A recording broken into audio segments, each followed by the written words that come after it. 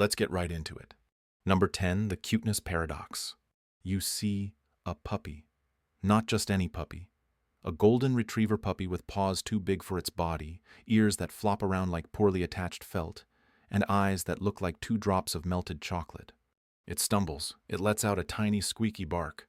And your brain, in its infinite wisdom, responds with one clear, undeniable thought. I must crush it. You want to squeeze it until it pops. You want to bite its little face. You want to clench your fists, grit your teeth, and make a noise like a malfunctioning tea kettle. Congratulations, you're not a monster. You're just experiencing one of the weirdest, most contradictory glitches in the human emotional operating system. This is the cuteness paradox, the overwhelming aggressive urge you feel in response to something overwhelmingly adorable. It's a bizarre internal conflict. One half of your brain is cooing, preparing to nurture this fragile creature and protect it from all harm. The other half is apparently auditioning for the role of a Bond villain, whispering threats of loving annihilation. You'd never actually do it, of course. The thought of harming the tiny creature is horrifying. But the impulse is there, a strange, powerful static running through your nerves. It's the emotional equivalent of your GPS screaming, "Turn left now," while simultaneously telling you to drive into a lake.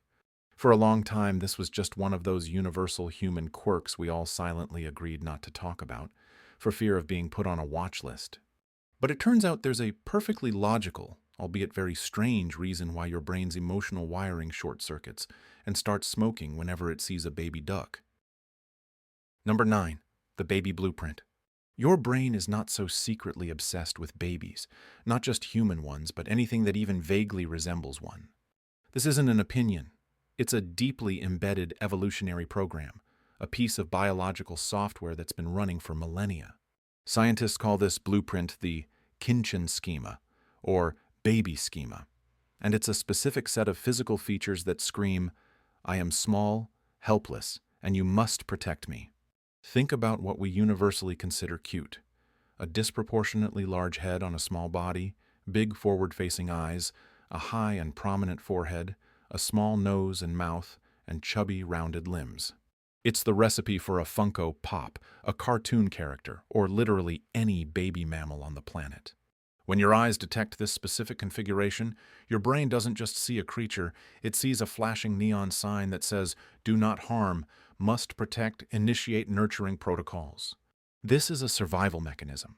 Our ancestors who felt a powerful, automatic urge to care for infants were, unsurprisingly, much better at keeping their infants alive. That instinct is so powerful that it spills over. It's why you get misty-eyed over a kitten, a baby seal, or even a cleverly designed car with big round headlights that look like eyes. Your ancient lizard brain doesn't care about the details. It sees the blueprint, it pulls the lever, and it floods your system with the powerful urge to protect. The problem is sometimes it pulls the lever a little too hard. Number 8, the dopamine tsunami. Imagine your brain's reward center is a small, quiet town with a decent dam. Normally, things are fine. A good meal, a funny joke, or finding a $20 bill in an old coat sends a pleasant, manageable stream of dopamine through the town. Everyone feels good. The birds are singing. It's all very civilized. Then you see a video of a hamster trying to fit a whole baby carrot into its cheek pouches. Suddenly, the dam doesn't just break, it vaporizes. A biblical-scale tsunami of pure, uncut, positive emotion slams into your mesocortical limbic system. This isn't just a trickle of dopamine. It's a fire hose of feel-good neurotransmitters going off directly in your brain's pleasure center. Your brain is screaming, "This is the best thing I've ever seen! More! We need more!" It's an emotional overload. The system is flooded, the circuits are fried, and warning lights are flashing everywhere. You are, quite literally, incapacitated by joy. You can't think straight. You can't focus. All you can do is stare at the source of the cuteness, paralyzed by overwhelming positivity. From an evolutionary perspective, this is not great. Being completely stunned and useless because you saw a fluffy animal is a good way to get eaten by a less fluffy animal. Your brain knows this, and it has a bizarre, almost violent emergency plan to deal with the situation. It's time to fight fire with fire, or in this case, fight overwhelming happiness with a splash of confusing aggression. Number 7, the emotional emergency brake. Okay, so your brain is flooded, you're useless, and a saber-toothed tiger might be around the corner. Your body needs to regain control. It needs to balance the scales. This is where a fascinating psychological phenomenon called dimorphous expression of emotion comes in. It's a fancy term for when your body expresses an emotion that is the complete opposite of the one you're feeling. Think about it. Have you ever seen someone cry when they get overwhelmingly good news, or laugh uncontrollably at a funeral or during a terrifyingly tense moment? That's dimorphous expression. It's your brain's emergency brake. When one emotion becomes so powerful that it threatens to completely overwhelm your system, your brain slams on the brakes by generating a contradictory feeling to level you out. Happy tears are the most common example. The joy is so intense that your brain says, "Whoa there, let's dial this back," and introduces a dash of sadness, or at least the physical expression of it, crying, to bring you back down to a functional emotional state. Cute aggression is the exact same principle, just with a different flavor. The feeling of adoration and nurturing is so intense, so overpowering, that your brain panics and deploys the opposite, a feeling of aggression. It's not real aggression. It's a shadow, a phantom emotion designed to stop the positive feelings from running wild. It's your brain's bouncer throwing the too happy part of you out of the club just to calm things down. Number 6, aggression as a caretaking tool. But why aggression? Of all the opposing emotions, why that one? Why not sudden boredom, or a brief, intense interest in filing your taxes? The answer might be even stranger. The aggressive impulse actually helps you become a better caregiver. Stay with me here. When you're in the throes of a cuteness overload, you're basically a puddle of goo. You're cooing, you're smiling, you might be making high-pitched noises that only dogs can hear. You are in no shape to actually care for the thing that's causing this reaction. If a baby is crying because it's hungry, and you're just sitting there, mesmerized by its chubby cheeks, you are failing at your one job. The jolt of aggression acts like a splash of cold water to the face. The clenching fists, the gritted teeth. It's a physical, visceral response that snaps you out of your dopey emotional trance. It allows you to move past the state of being overwhelmed and into a state of active care. The aggression modulates the pure, unadulterated adoration, bringing you back to a level where you can actually function. It lets you say, "Okay, I am no longer paralyzed by this creature's cuteness. Now I can pick it up, check its diaper, or protect it from predators." So when you feel the urge to squish that kitten, what your brain is really doing is gearing you up to protect it. It's a twisted, beautiful, and deeply weird way of making sure you don't love something so much you forget to keep it alive. Number 5, the Grunt and Grimace. Let's be clear, this whole experience isn't just about a gentle desire to squeeze. For many, it manifests in ways that look, from the outside, genuinely alarming. It's the full-body grimace, the tensing of every muscle in your neck and shoulders. It's the deep, guttural urge noise that escapes your throat, a sound that could mean anything from "I'm in immense pain" to "I just saw a picture of a baby sloth in a onesie." It's the clenching of your fists so tight your knuckles turn white. It's the gritting of your teeth with enough force to grind enamel.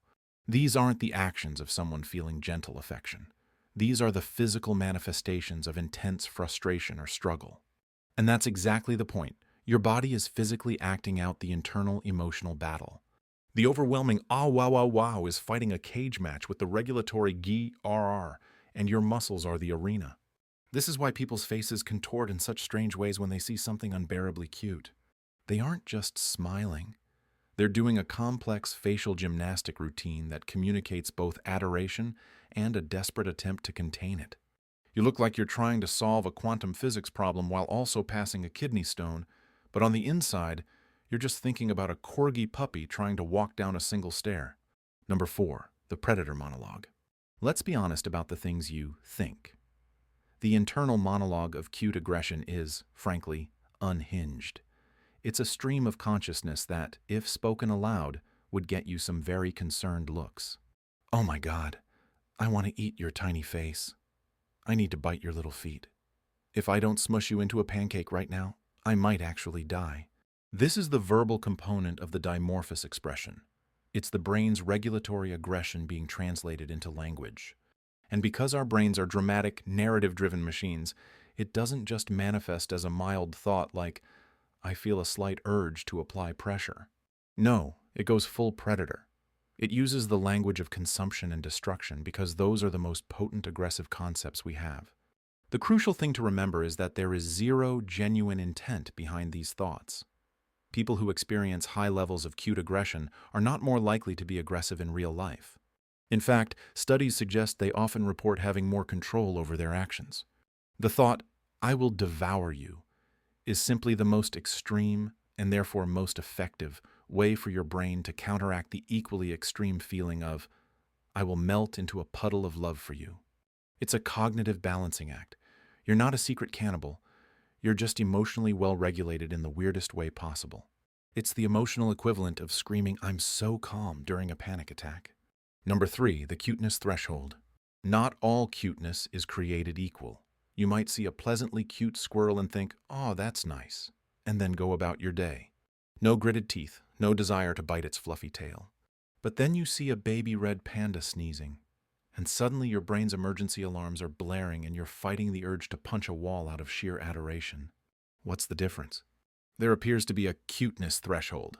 The aggressive response only kicks in when the positive feeling is strong enough to be considered an overload. If the cuteness is manageable, your brain's reward system just enjoys the nice little dopamine hit without panicking.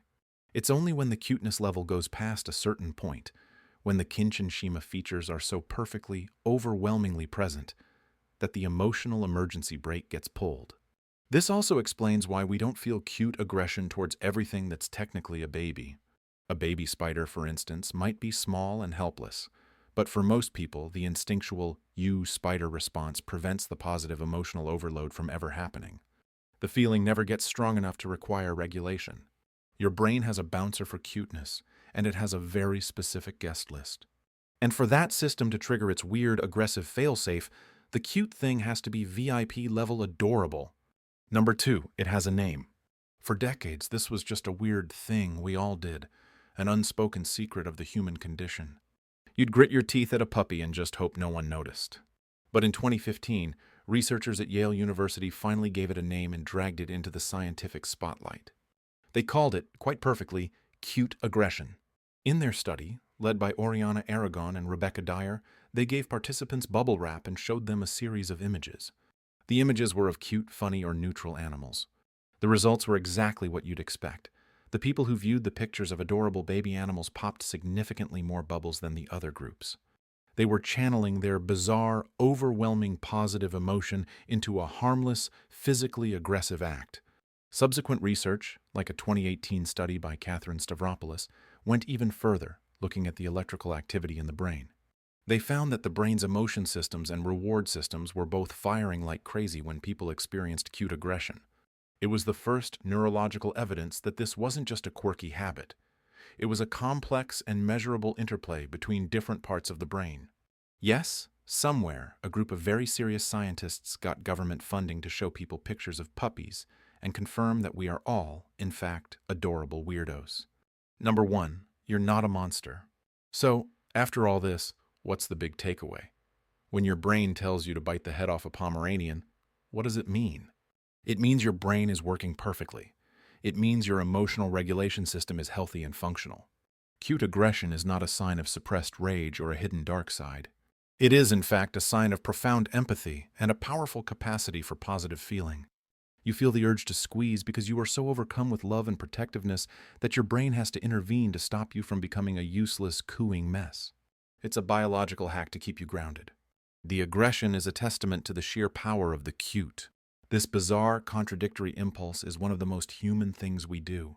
It's the messy, complicated, and often hilarious way our modern brains deal with ancient instincts. It's a short circuit that paradoxically keeps the whole system from blowing a fuse. So the next time you see a baby animal and feel the primal urge to lovingly, gently, and metaphorically crush it into dust, just smile. It's not a flaw, it's a feature. Your brain is giving itself a high five for being so emotionally stable.